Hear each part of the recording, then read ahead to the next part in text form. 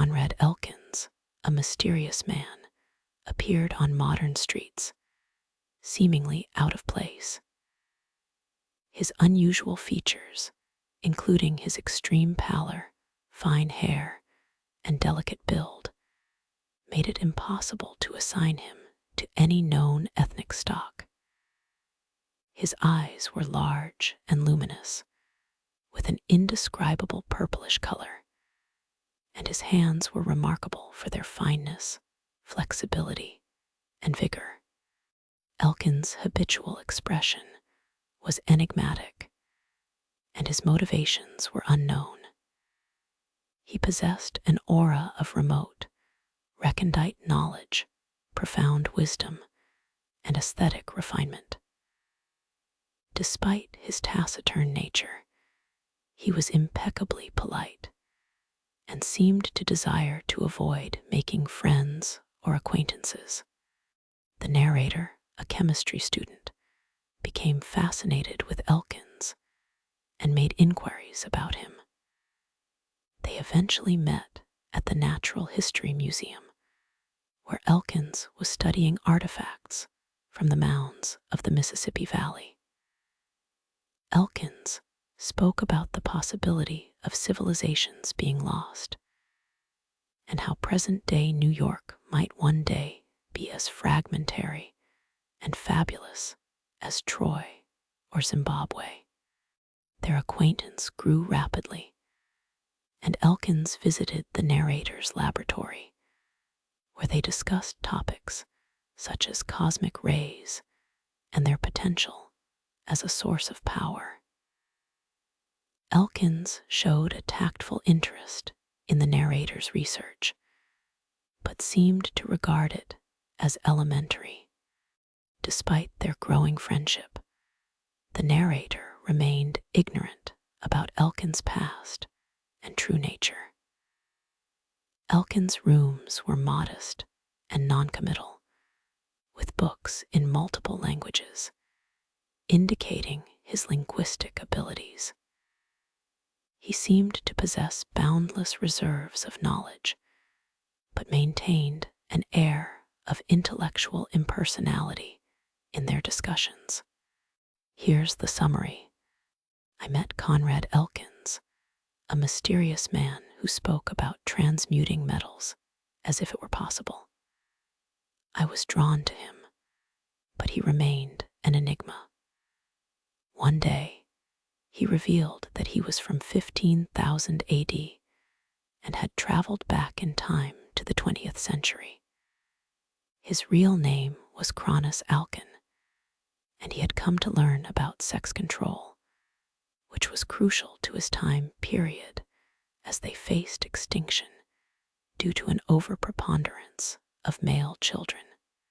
He had been living in New York for a year, studying our civilization, and now invited me to accompany him back to his time.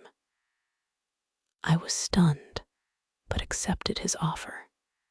In the story, the narrator meets a man named Conrad Elkins, who claims to be from the year 15,000 AD. Elkins shows the narrator a coin and a garment from his time period, and explains that he has a time machine hidden in the Catskill Mountains. The narrator agrees to accompany Elkins on a journey through time, and they set off towards the mountains. Elkins uses an anti-gravitational device to reach the top of a cliff, and then helps the narrator to do the same. They enter the time machine, a spindle-shaped vessel, and Elkins explains the machinery and controls. He changes into his own clothes, a tunic and sandals, and gives the narrator similar garments to wear.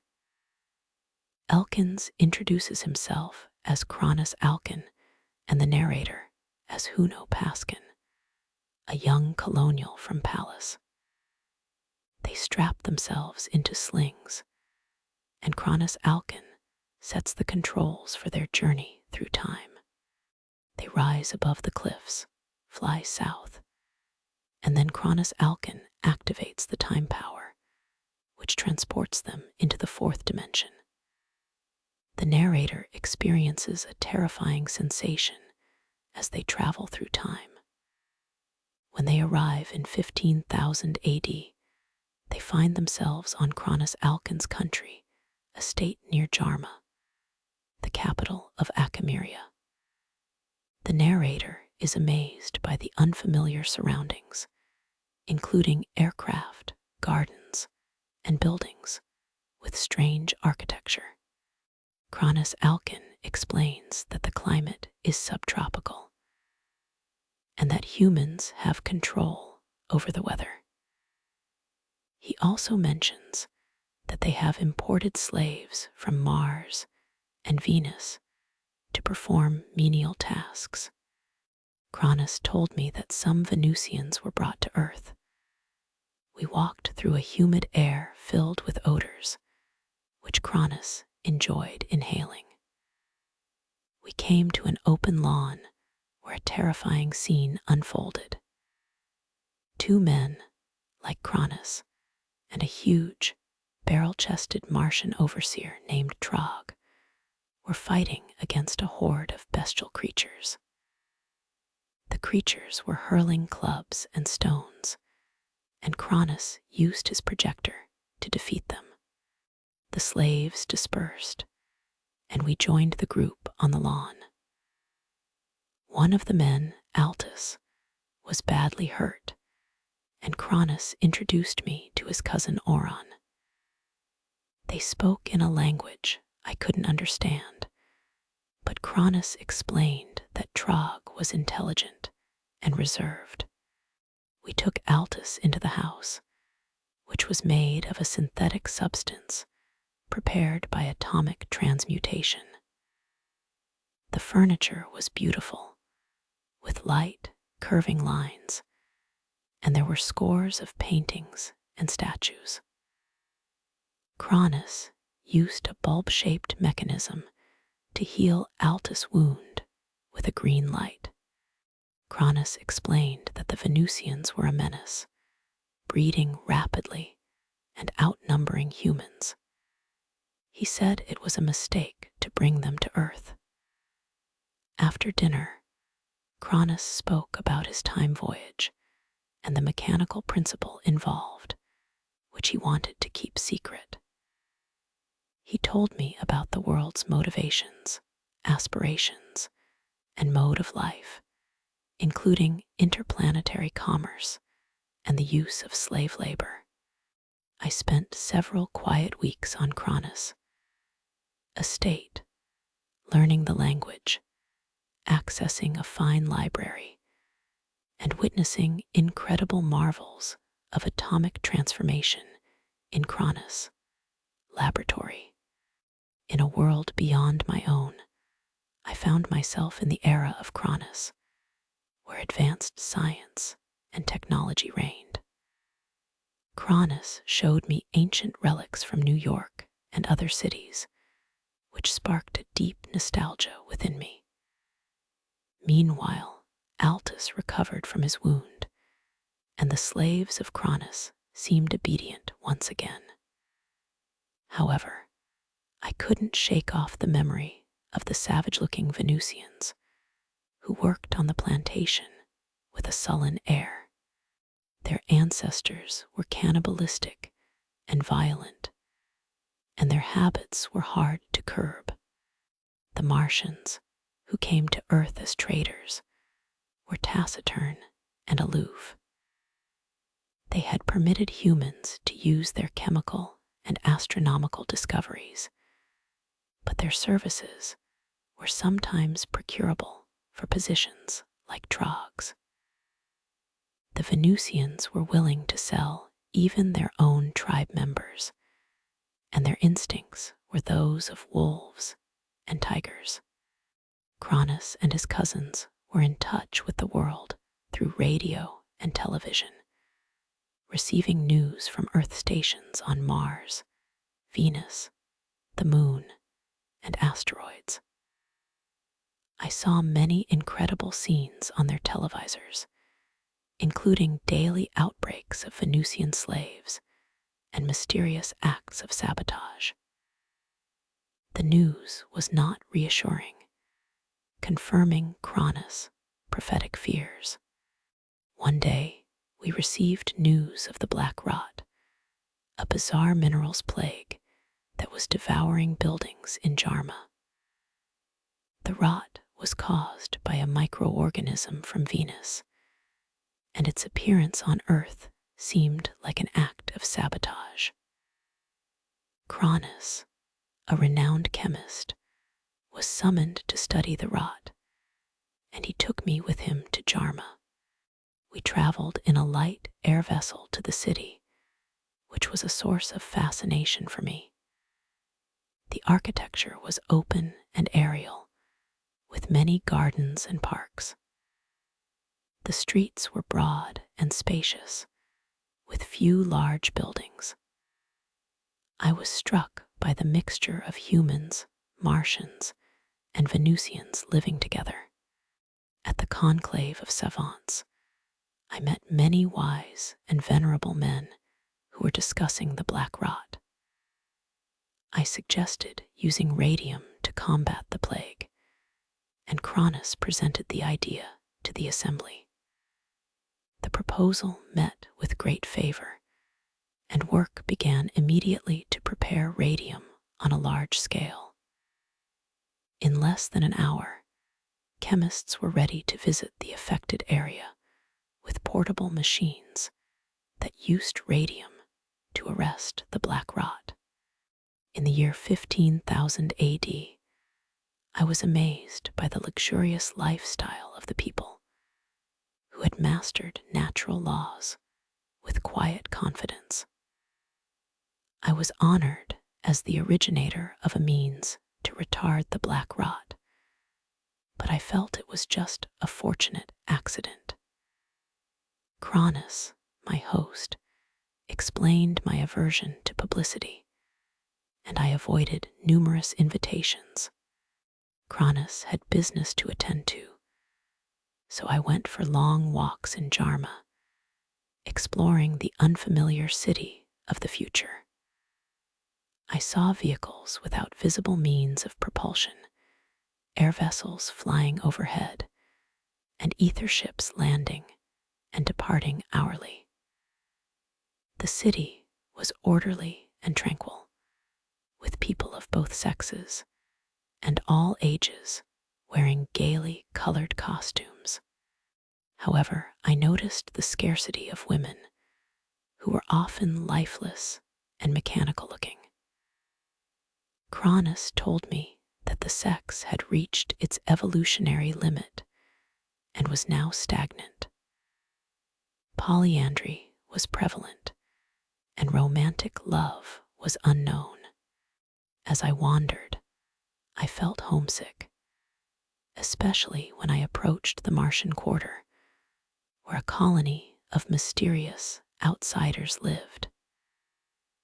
Their architecture defied geometry, and the streets were filled with exotic odors, including the drug Ganulton.